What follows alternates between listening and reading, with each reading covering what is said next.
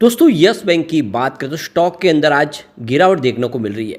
अब ये गिरावट इसलिए बनी है क्योंकि बाजार में तूफानी गिरावट हो रही है। बाजार में एक तरफा गिरावट का माहौल बना हुआ है और आप देख सकते हो कि इस समय सभी के सभी इंडेक्स धराशायी हो चुके हैं। ये जो भारी भरकम गिरावट हो रही है, इसके पीछे वजह क्या है उसको अगर आपको जानना है तो ऑलरेडी इससे पहले यस बैंक के पहले हमने मार्केट पे वीडियो बना दिया है। उसमें आपको सारी जानकारी मिल जाएगी बाजार से संबंधित, आखिर गिरावट की वजह क्या है और इस गिरावट में आगे की क्या संभावना बन सकती है, क्या आपको करना चाहिए, वो सारी जानकारी आपको इस वीडियो के माध्यम से मिलेगी। तो आपको वो वीडियो जाके जरूर देखना चाहिए। अब यस बैंक से कुछ बड़ी अपडेट निकल के आ रही है जिसको हम इस वीडियो के माध्यम से डिस्कस करने वाले। यहाँ पे जो बड़ी डील हो रही है वो क्या इशारा करी है, क्या इस लेवल पे गिरावट का फायदा उठा के बड़े फंड हाउस खरीदारी कर रहे हैं या सब बिकवाली करके निकल रहे, इन सारी बातों को जानेंगे इस वीडियो के माध्यम से। लेकिन फ्रेंड उससे पहले अगर आप पहली बार हमारे चैनल पे आए तो चैनल को सब्सक्राइब कर दीजिए, एक बेल आइकॉन दबा दीजिए ताकि जब भी नया वीडियो बने पहला नोटिफिकेशन आपको मिले। वीडियो पसंद आए तो लाइक से जरूर कीजिए। चलो फ्रेंड्स वीडियो स्टार्ट करते हैं। मैं हूँ आपका दोस्त एसबी दवे और हमारे अपने चैनल ऑनलाइन कमाई में आपका बहुत बहुत स्वागत है। तो अभी 3 बजे के आसपास का टाइम है। बीएसई सेंसेक्स की अगर बात कर ले तो आपको इस समय 72,452 के स्तर पे दिखाई देगा, जहाँ पे 1013 पॉइंट की भारी गिरावट देखने को मिली है।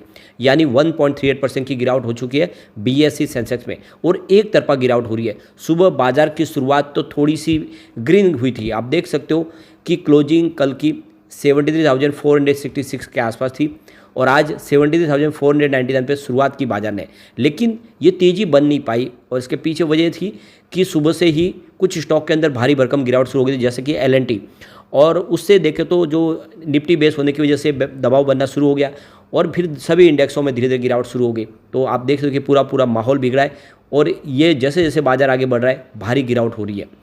अब इतनी भारी गिरावट के बावजूद भी यस बैंक का स्टॉक तो आज इतनी गिरावट के चपेट में नहीं दिख रहा है। स्टॉक अभी भी मजबूत लग रहा है। आप देख सकते हो कि स्टॉक की शुरुआत आज पॉजिटिव हुई 23.05 पर, क्लोजिंग थी कल की 22.95 के आसपास।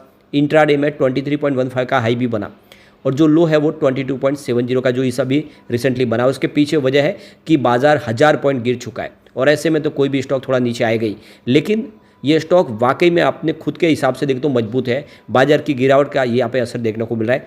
इस समय 22.70 के आसपास ट्रेड कर रहा है, 1.09% की गिरावट है। तो जितनी बड़ी बाजार में गिरावट है उतनी यहाँ पे गिरावट देखने को नहीं मिल रही है। ये क्लियरली समझ में आ रहा है कि मजबूत लग रहा है यस बैंक। भाई आप देखें तो काफ़ी अच्छी खरीदारी दिखाई दे रही है। वॉल्यूम देखें तो पिछले एक महीने पहले इसका 32 करोड़ का वॉल्यूम था, 11 करोड़ की डिलीवरी उठाई गई। 1 वीक पहले 47 करोड़ का वॉल्यूम हुआ, 22 करोड़ की डिलीवरी उठाएगी और कल 30 करोड़ का वॉल्यूम हुआ था, 10 करोड़ की डिलीवरी रहेगी थी। कुछ वॉल्यूम कम हो रहा है, आज 20 करोड़ का वॉल्यूम हुआ है लगभग 2:30 बजे के आसपास। अब यहाँ पे एक बड़ी अपडेट निकल के आ रही है। आरबीआई इस समय बहुत ज़्यादा सख्त हो चुकी है बैंकों को लेकर, एनबीएफसी को लेकर। किसी प्रकार की कोई छूट देने को तैयार नहीं है आरबीआई। यानी कोई थोड़ी सी अगर गलती करेगा उसको उसका परिणाम भुगतना पड़ेगा, ये आरबीआई ने क्लियर कर दिया है। आने वाले समय में इन्वेस्टर को किसी प्रकार का नुकसान न हो और जो भी निवेशक है वो घाटे में न जाए, इसके लिए अब कमर कस ली गई है आरबीआई की तरफ से। बहुत ज़्यादा क्विक एक्शन लिए जा रहे हैं। अब आप देख सकते हो कि पिछले दिनों ये देखें तो जैसे कि एचडीएफसी हो या फिर पेटीएम हो, बजाज फाइनेंस हो, आईएफएल हो, कोटक महिंद्रा बैंक हो, सबके ऊपर ज़बरदस्त हंटर चल रहे हैं आरबीआई के। यानी कोई भी थोड़ी बहुत भी गलती करेगा तो तुरंत उसके ऊपर एक्शन ली जा रही है। तो ये क्लियरली आप समझ सकते हो कि अब बैंकों को पारदर्शी तरीके से ही काम करना होगा, किसी प्रकार की कोई गलती की यहाँ पे गुंजाइश नहीं है और एक तरह से ये अच्छा कदम भी है। अब यस बैंक की बात करें तो जब से यस बैंक ने शुरुआत की है उसके ऊपर अभी तक फ़िलहाल किसी प्रकार का कोई ब्लेम नहीं लगा है, चाहे वो उनकी टेक्नोलॉजी के हिसाब से हो या फिर बिजनेस करने का तरीका हो। आरबीआई ने अभी तक उनके ऊपर एक शब्द भी नहीं बोला है, जबकि उन्होंने नई शुरुआत की 2020 के बाद। इसका मतलब ये है कि टेक्नोलॉजी में भी वो काफ़ी आगे है और कामकाज करने के तरीके में भी उन्होंने काफ़ी बहुत ज़्यादा सुधार कर लिया है। और अब तो ये आप देख सकते हो कि यस बैंक ने अपने लिए प्रमोटर ढूंढने की शुरुआत भी कर दी है। तो अब देख सकते हो कि यस बैंक को प्रमोटर की ज़रूरत है। फिलहाल इसमें प्रमोटर नहीं है। एसबीआई की सबसे बड़ी स्टेक है और दूसरी बैंकों ने भी यहाँ पे निवेश किया हो, लेकिन अब वो यहाँ से निकलना चाहते क्योंकि उनको अच्छा खासा प्रॉफिट हो रहा है। 10 रुपये के आसपास उन्होंने यहाँ पे हिस्सेदारी ली थी, अब जो प्राइस है वो डबल से ज़्यादा है। वो यहाँ से अब अपनी स्टेक बेचना चाहते हैं।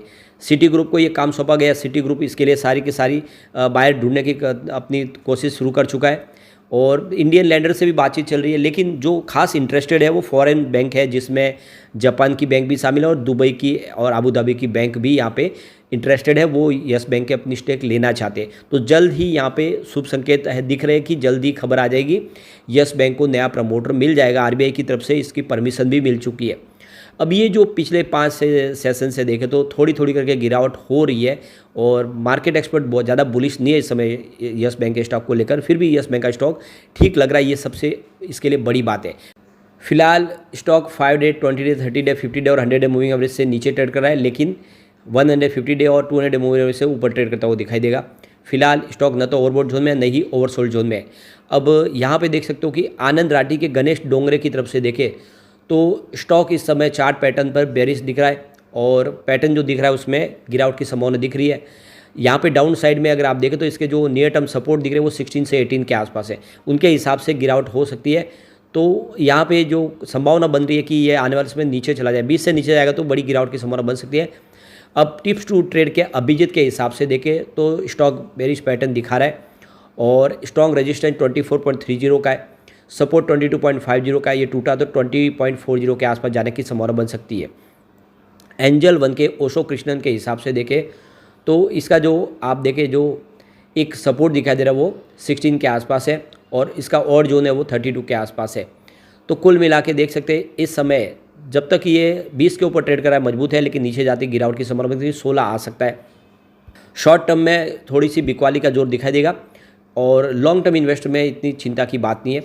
तो आप देख सकते हो कि इसके रजिस्टेंस देख रहे हो वो आने वाले इसमें 24 से 26 है, इसको पार के तो बड़ी तेज़ी बन सकती है, तो उसके लिए हमें वेट करना होगा। अब देख सकते हो कि दूसरी तो मेहता इक्विटीज के रियांग अरोरा के हिसाब से देखें तो यहाँ पे इसको 2330 के आसपास सपोर्ट है और निचले लेवल पे ये 20 से 21 की जोन में जा सकता है और ऊपर की तरफ यहाँ पे स्टॉप लॉस यहाँ पे आपको 25 का यहाँ पे लगा देना है, यानी अगर ये 25 के ऊपर जाएगा तो फिर इसमें बड़ी तेज़ी बन सकती है। तो यहाँ पे शॉर्ट के लिए पोजीशन बनाने के लिए रियांग अरोरा ने कहा है, लेकिन 25 पार किया तो फिर यहाँ पे तेज़ी भी बनेगी, ये कहना है।